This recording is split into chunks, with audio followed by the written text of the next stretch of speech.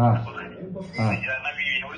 थोडीशी आली आणि त्या चौकशीमध्ये काही आरोपाची टीम आपल्याकडे आली होती आणि तुमच्या पुस्तकांना थोडं म्हणजे त्या चौकशी दरम्यान त्यांना पण त्यांची अचेतन झालेला आहे. याच्यात त्यांचा निरीक्षण आहे की काय ट्रस्टी काय मार वगैरे झाली आपल्या पोलिसला सीसीटीव्ही आहे. एक लक्षात घ्या कदम, ती 25 वर्षाची आहे. कुठला तरी पोलीस औरंगाबादमधनं येतो आणि हे सगळं कोणाच्या तरी घरामध्ये घुसतात. कुठल्या कायद्याखाली घुसतात हे? हा,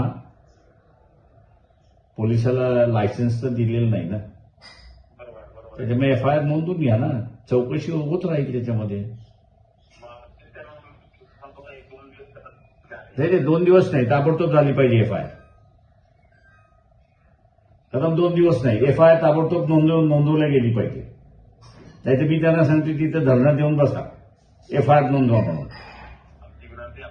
नाही, विनंती नाहीये, कायदा आहे. हो, कायद्याला असं विनंती नसते.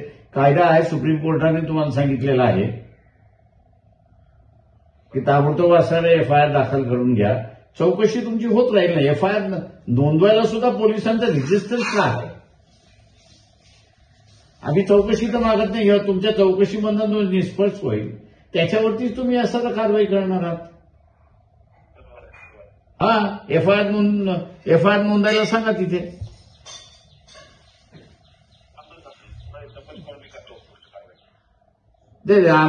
सुप्रीम कोर्टाला पत्र टाकू का आम्ही त्याच्यामध्ये?